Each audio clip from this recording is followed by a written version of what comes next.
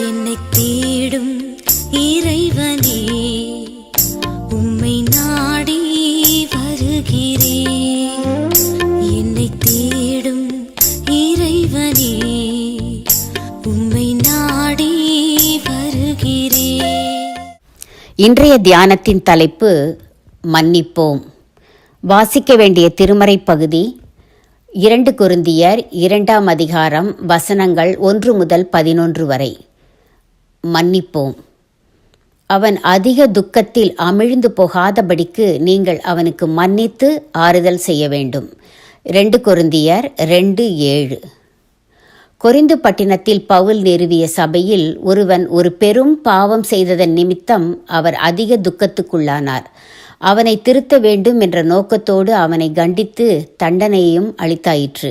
இப்போது பவுல் அவனுக்கு அத்தண்டனை போதும் என்று கருதுகிறார். அவன் திருந்தி இருக்கக்கூடும்.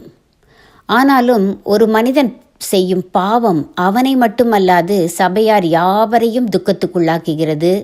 சபை தலைவனை மிக அதிகமாய் துக்கப்படுத்துகிறது. ஆனால் அந்த மனிதன் தன் பாவத்துக்காய் துக்கித்து மனம் திரும்பும்போது நிலைமை முற்றிலுமாய் மாறிப்போகிறது. அப்படிப்பட்ட ஒரு சந்தர்ப்பத்தில் சபையார் எப்படி நடந்து கொள்ள வேண்டும் என்றே பவுல் இப்பகுதியில் எழுதுகிறார். அவனுக்கு தண்டனை போதும். இன்னமும் அவன் அதிக துக்கமடையாதபடிக்கு அவனுக்கு மன்னித்து ஆறுதல் செய்யுங்கள் என்கிறார். இதுவே நல்ல கிறிஸ்தவ பண்பு. திருந்துகிறவனை மன்னிக்கவும் ஆற்றி தேற்றவும் நாம் முன்வர வேண்டும். தான் தண்டனை அளித்ததும் மன்னித்ததும் சரியானதே என்று உணர்ந்த பவுல் சாத்தானால் மோசம் போகாதபடிக்கே அப்படி செய்ததாக கூறுகிறார். சாத்தானுடைய தந்திரங்கள் நமக்கு தெரியாதவை அல்ல. சபை உறுப்பினர் ஒருவன் பாவம் செய்யும்போது சபை முழுமைக்கும் அவகீர்த்தி உண்டாகும். இது சாத்தானின் தந்திரம். அந்த மனிதன் மரணம் திரும்பும் அளவுக்கும் சபையாருக்கு எச்சரிப்பாக இருக்கும் அளவுக்கும் தண்டனை கொடுத்து திருத்த வேண்டும். அதன்பின் திருந்திய அவனை மன்னித்து ஏற்றுக்கொள்ள வேண்டும். ஆறுதல் சொல்லி அன்பு செலுத்த வேண்டும்.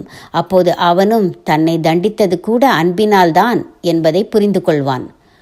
ஒருவன் மனம் திரும்பியும் அவனை மன்னிக்காவிடில் சாத்தானுக்கு இரட்டிப்பான லாபமாகும். 1, அவன் சபையை விட்டு பிரிந்து சாத்தானின் கோட்டைக்குள் போக வாய்ப்பாகும்.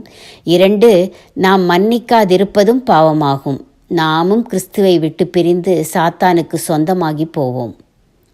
மன்னிப்போம், மறப்போம், மகிழ்வோம், மறுபடி கூடி வாழ்வோம். மன்னிப்போம், மறப்போம், மகிழ்வோம், மறுபடி கூடி வாழ்வோம். தீர்மானம்: தண்டனை கொடுப்பது எச்சரிப்பதற்காக, மன்னிப்பது ஐக்கியத்துக்காக என்பதை புரிந்து கொண்டேன்.